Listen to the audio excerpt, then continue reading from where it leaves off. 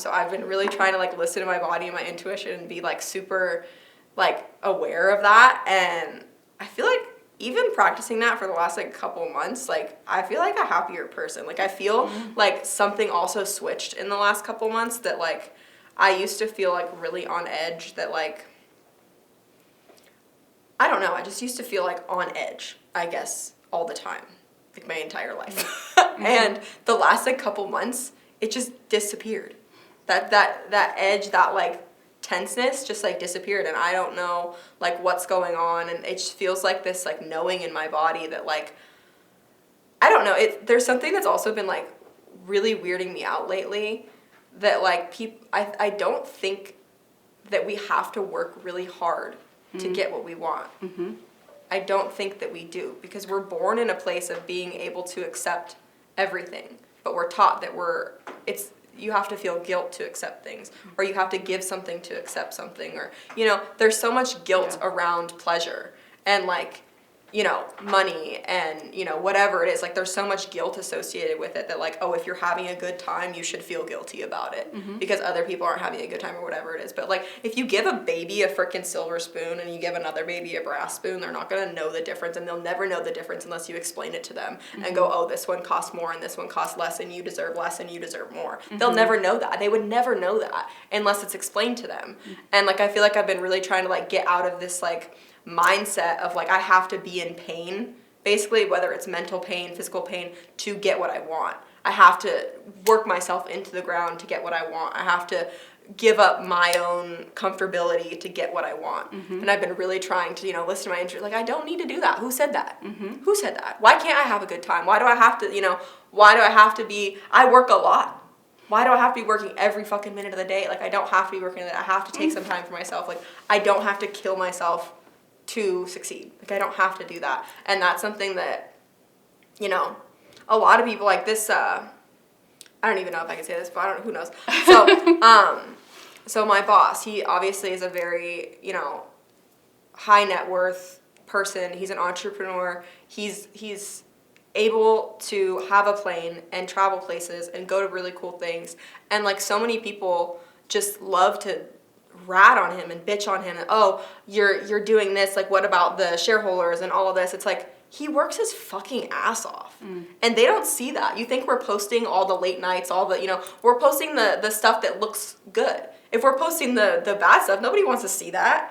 Nobody wants to freaking see how hard he works, how much he's run down, how tired he is. Like, that's not something that we're gonna post about. And like, people are just so clueless about it, because it's like, okay, why people don't see the last 20, 30, 40, 50, whatever years he's been working, you know, working so hard to get to where he is now, and people love to just like tear it down. And it's something that like very recently I've been noticing, and I'm like, why can't he just have a nice day? Why can't he just sit on the freaking beach? Why can't he do that ever? If he ever does that, so many people are like, just have an issue with it. And it's like, why do I have to be in pain for you to be happy about what I'm doing? Like, I don't know. That's just so crazy to me. That's something that's just like popped in my head, and I was like, that's been so like annoying to me lately, because like, we don't need to be in pain to succeed, and we're allowed to, nobody's deserving or not deserving of anything. Like, that's not a thing in the world, deserving or not. Like, there's so many other like variables going on than like, oh, I deserve it. You don't deserve shit. Like, nobody does. I don't deserve anything. You don't deserve anything. Like, you don't, or not deserve anything. Like, nothing's good, nothing's bad. Like, there's just so many different variables, and the world is such a gray place. And I think it's really sad for people that see in a black and white like vision. I think it's, you know, and I'm really blessed that I'm able to, I guess, break out of it at like such a young age and be like, wait a second. This is not right. There's something else going on here. I also feel like there's a really big consciousness shift that's happening. Yeah. I think it has a lot to do with frequency, just like the frequency is changing.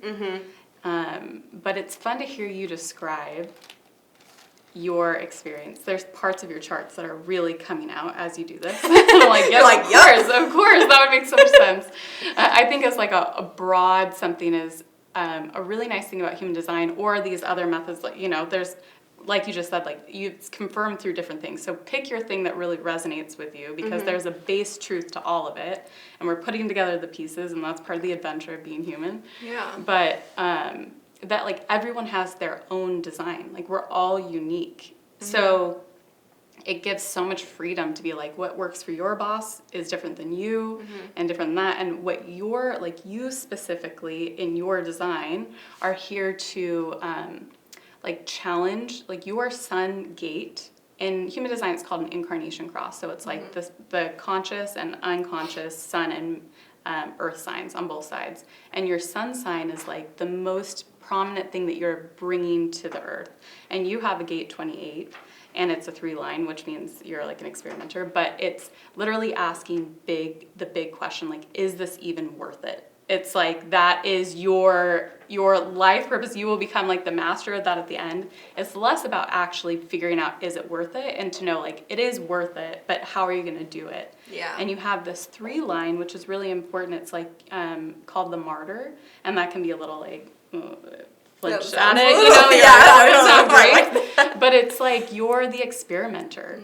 And so it sounds like what you're getting more familiar with and more comfortable with is that your life is actually never going to be this consistent, like reliable, predictable thing. You're the cross of the unexpected. Like you will be getting things your entire life that are going to feel unexpected to you, but they're exactly what you need. That was exactly what the astrologer said too. She was like, your life is up and down. She's like, this is a crazy chart. She's like, it's all extremes. It's up, down, all around. Yep. Like, she's like, with your chart, she's like, damn. She's like, that's actually crazy. She's like, this is a really interesting chart just because like my life is full of extremes and it's, never gonna stop. It's never gonna not be that way, which like I feel like I thrive in that place. Like I work well in like multitasking and like multiple things going on at the same time, and so like that's exciting to know that like the ups and downs. And I feel like every time there is an up and a down, like it gets easier to control. Like the downs get easier and the highs get better. I don't know if that like makes sense, but like the downs are easier to manage and the highs feel higher because like I just feel more like appreciative of the highs. And so like even when like bad things happen, I feel like even if you would put me to like a year ago on like how I would have handled something and then like now how I would have handled something, like I feel like my the way I look at life is constantly changing, and that's something I'm so grateful for because there's so many people that it's my way or the highway, and like that's not really a way to like grow. That's not any way to grow if you're not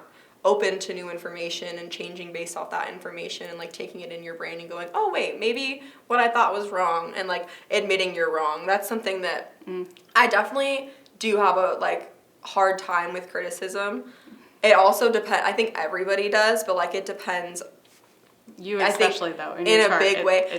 Because like I feel like I try so hard to take care of everybody and like make sure everything's done, that when I do something wrong and when I am called out for it, I like really take it personal, which is crazy because in my job I have to not take things personal. I think that's like a lesson that I'm learning through my job is to not take things personal. But like I do feel like I try so hard to make sure that everybody's taken care of, and then you did this wrong, I'm like, oh, but I tried so hard. Like I put in all my effort to not do that, and then it happens, and it's I definitely like have a hard time. It also depends how they bring it up. If they like sit you down alone and they're like, oh hey, versus like bringing it up in like a whole group of people, like obviously the reaction's going to be different.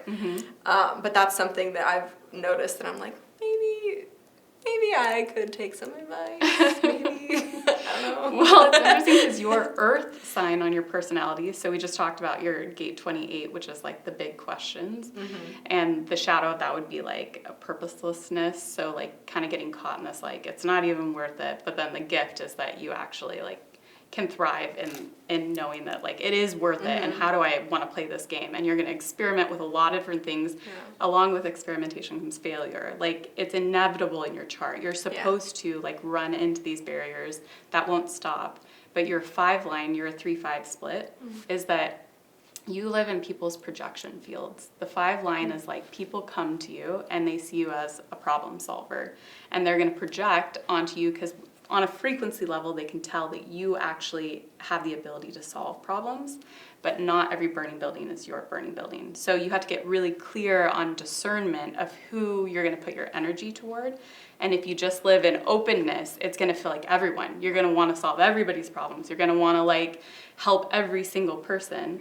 And this is where the cool, in Gene Keys, it's called the pathway of evolution, I think. I would have to double check that. Pathway of challenge is between the sun and the earth signs. So if you think the sun is kind of like the branches and the leaves that are going out into the world, your earth is your roots. It's what's grounding you. It's exact opposite on the wheel of each other.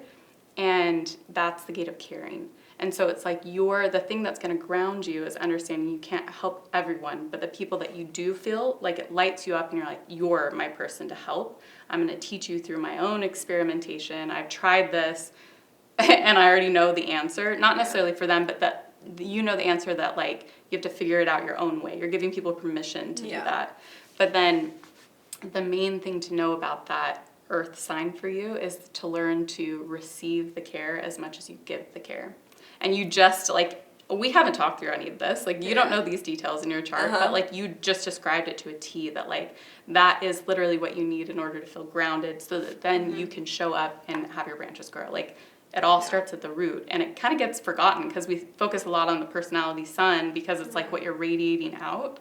But the earth is huge. And for you, like, your impulse will be to care for everyone, especially in the projection field. And well, that's so interesting because I feel like my job, like, perfectly kind of puts me in that place that I care for a lot of people. But, like, within the last, I guess, like, 2 years, I've been really, I guess, like, 2 years-ish, like, trying to be like, okay, like, you have to figure this out, like, I have to do this, like, and especially because, like, my role is to make sure my boss is taken care of. I'm his executive assistant, but I have so many other roles, and, like, even recently, so I used to be in the front where, like, you walk in and it's kind of like the receptionist area, and I would, like, buzz people in, and I would buzz people in and I would order lunch for everybody every day, and I had a conversation with my boss, and I was like, you know, these two things, they're so small, but they interrupt my train of thought, you know, multiple times a day, and it takes that even 15, 20 minutes that I have to go around, like, getting people's lunch order. That's time I don't have. Like,